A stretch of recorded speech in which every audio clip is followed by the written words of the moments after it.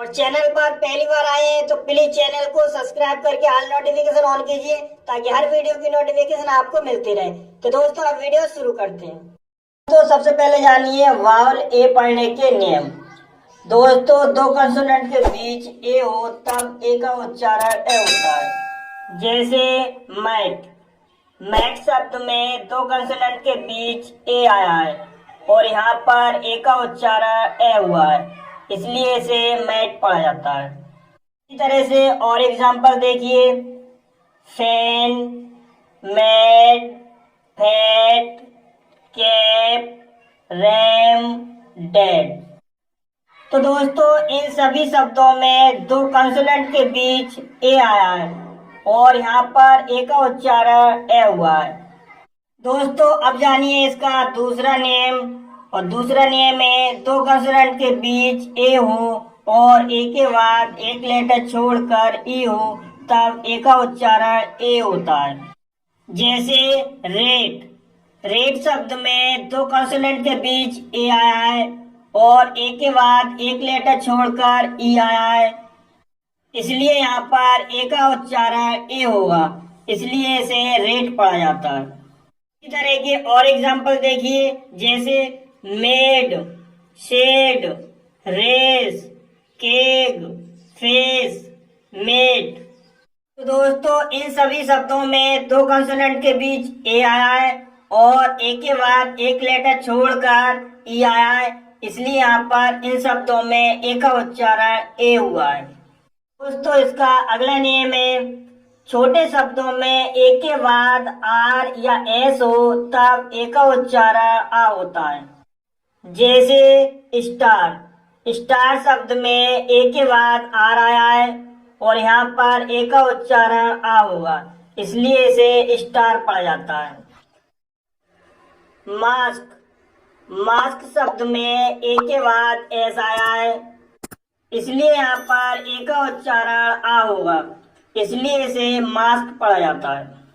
इसी तरह के और एग्जांपल देखिए, car, dark, farm, ask, fast, गिलास।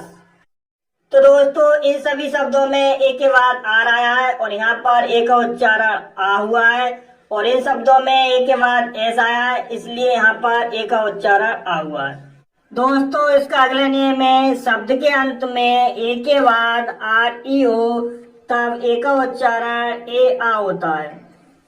जैसे केयर, केयर शब्द में ए के बाद आर ई आया है, इसलिए यहाँ पर ए का उच्चारण ए आ हुआ है, इसलिए इसे केयर पढ़ा जाता है। इसी तरह से hair, pair, mayor, fair, scare, share, इन सभी शब्दों में ए के बाद आर ई आया है, इसलिए ए का उच्चारण ए आ हुआ है। दोस्तों अब जानिए चौथा नियम। और चौथा नियम है, एक से ज्यादा शब्दखंड वाले शब्दों के अंत में A N, A L, A R, A N T, A N C E आए तो ए का उच्चारण शॉर्ट साउंड आ होता है। जैसे टर्बन, टर्बन शब्द के अंत में ए एन आया है और यहाँ पर ए का उच्चारण आ हुआ है, इसलिए इसे टर्बन पढ़ा जाता है। नॉर्मल, नॉर्मल शब्द के अंत में ए एल आया है और यहाँ पर ए का उच्चारण आ हुआ है, इसलिए इसे नॉर्मल पढ़ा जाता है। बेगर, बेगर शब्द के अंत में ए आर आया है और यहाँ पर ए का उच्चारण शॉर्ट साउंड आ हुआ है, इसलिए इसे वेगर पढ़ा जाता है। इसी तरह से सर्वेंट, सर्वेंट शब्द में ए एन टी आया है और यहाँ पर ए का उच्चारण शॉर्ट साउंड आ हुआ, इसलिए इसे सर्वेंट पढ़ा जाता है। टॉलरेंस, टॉलरेंस शब्द के अंत में ए एन सी ई आया है और यहाँ पर ए का उच्चारण शॉर्ट साउंड आ हुआ है, इसलिए इसे टॉलरेंस पढ़ा जाता है। दोस्तों अब जानिए अगला नियम। और अगला नियम है, एक सिलेबल वाले शब्द में ए के बाद डबल एल या एल आए तब ए का उच्चारण अ होता है। जैसे कॉल, कॉल शब्द में ए के बाद डबल एल आया है और यहाँ पर ए का उच्चारण अ हुआ है, इसलिए इसे कॉल पढ़ा जाता है। इसी तरह से ऑलवेज, ऑलवेज शब्द में एक के बाद एल आया है और यहाँ पर एक का उच्चारण ओ होगा, इसलिए इसे ऑलवेज पढ़ा जाता है। और अधिक समझने के लिए और एग्जाम्पल देखिए, जैसे wall, fall, also, tall, mall, alter. इन सभी शब्दों में एक के बाद डबल एल या सिंगल एल आया है, इसलिए यहाँ पर एक का उच्चारण ओ हुआ है। दोस्तों, ए से शुरू होने वाले शब्दों में ज्यादातर ए का उच्चारण शॉर्ट साउंड आ होता है, जैसे अफेक्शन, अग्री, अपियर, अगो। ये शब्द ए से शुरू हुए और इन सभी शब्दों में ए का उच्चारण शॉर्ट साउंड आ हुआ है। दोस्तों, अब समझिए लेटर वी पढ़ने के नियम। दोस्तों, वी का उच्चारण वा होता है, जैसे bag, because, banana, bat, bear, black. तो दोस्तों, इन सभी शब्दों में बी आया है और इन सभी शब्दों में बी का उच्चारण बा हुआ है। लेकिन दोस्तों, इंग्लिश शब्दों में बी के बाद एच हो तब बी एच का उच्चारण भा होता है, जैसे भारत, भोले, भावना, भूपेंद्र। तो दोस्तों, इन सभी शब्दों में बी एच आया है और बी एच का उच्चारण इन सभी शब्दों में भा हुआ है। तो दोस्तों, जो इंग्लिश शब्द होते हैं उनमें बी एच का उच्चारण भा होता है। दोस्तों, अब जानिए लेटर सी पढ़ने के नियम। जब दोस्तों सी के बाद ए ओ यू हो तब सी का उच्चारण का होता है, जैसे कारपेट। कारपेट शब्द में सी के बाद ए आया है और यहाँ पर सी का उच्चारण का होगा, इसलिए इसे कारपेट पढ़ा जाता है। कंसीडर, कंसीडर शब्द में सी के बाद ओ आया है और यहाँ पर सी का उच्चारण का होगा, इसलिए इसे कंसीडर पढ़ा जाता है।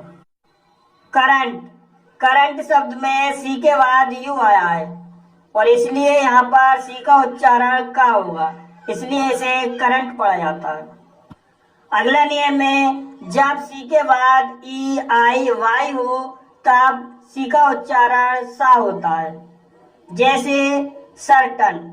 सर्टन शब्द में सी के बाद ई आया है, इसलिए यहाँ पर सी का उच्चारण सा होगा, इसलिए इसे सर्टन पढ़ा जाता है। इसी तरह से सिटीजन, सिटीजन शब्द में सी के बाद आई आया है, इसलिए यहाँ पर सी का उच्चारण सा होगा, इसलिए इसे सिटीजन पढ़ा जाता है। फैंसी, फैंसी शब्द में सी के बाद वाई आया है, इसलिए यहाँ पर सी का उच्चारण सा होगा, इसलिए इसे फैंसी पढ़ा जाता है।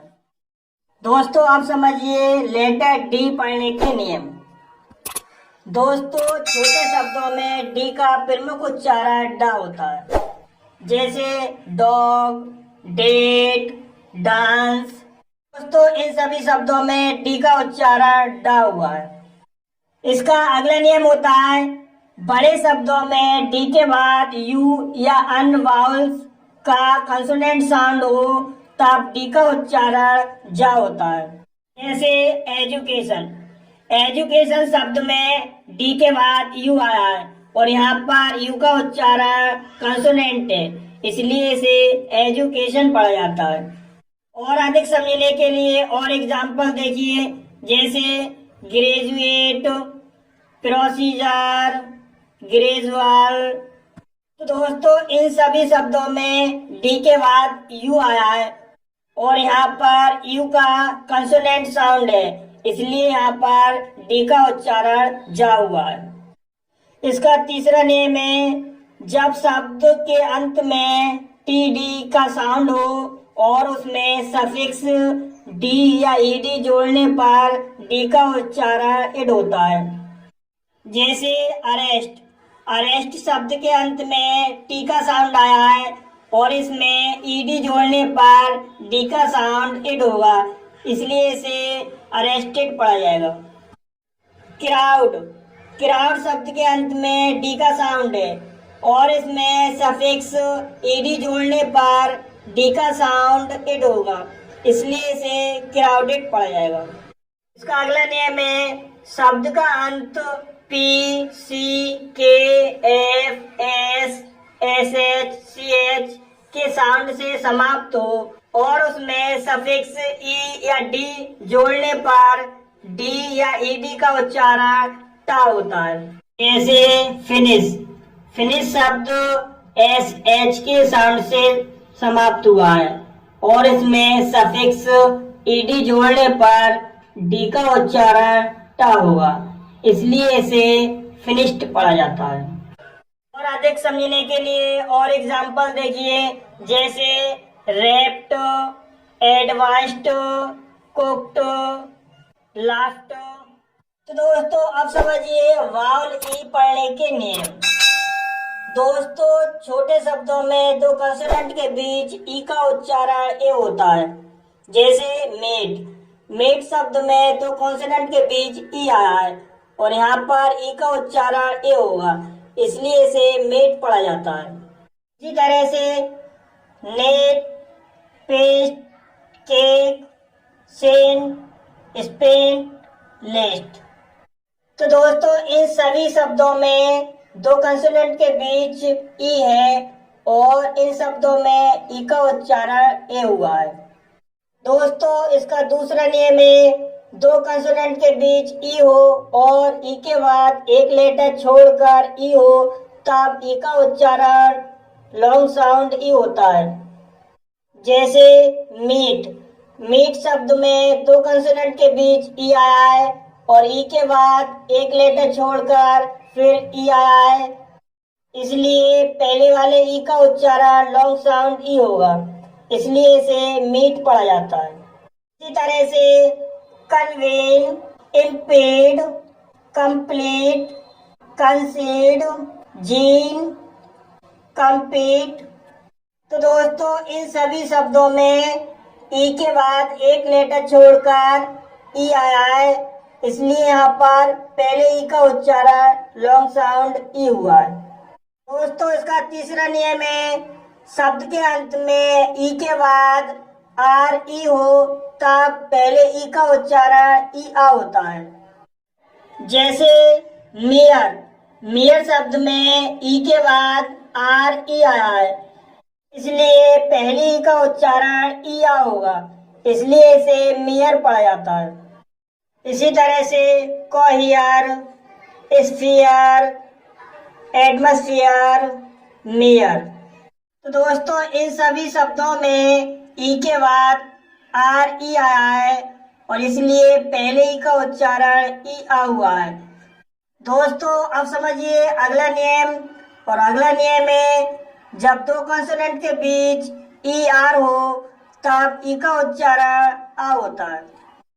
जैसे जार्क, जार्क शब्द में दो कंसोनेंट के बीच ई आर आया है और यहाँ पर ई का उच्चारण आ हुआ है, इसलिए इसे जार्क पढ़ा जाता है। इसी तरह वर्ब, शर्ट, जार्क, पार्क, ये सभी शब्दों में दो कंसोनेंट के बीच ई आर आया है और इन शब्दों में ई का उच्चारण आ हुआ है। दोस्तों अब समझिए रूल नंबर 5, एक से अधिक शब्द खंड वाले शब्दों के अंत में E L, E N, E N T, E R हो तब ई का उच्चारण शॉर्ट साउंड आ होता है। जैसे टनल, टनल शब्द के अंत में ई एल आया है और यहाँ पर ई का उच्चारण शॉर्ट साउंड आ होगा, इसलिए इसे टनल पढ़ा जाता है। टोकन, टोकन शब्द के अंत में ई एन आया है और यहाँ पर ई का उच्चारण शॉर्ट साउंड आ हुआ है, इसलिए इसे टोकन पढ़ा जाता है।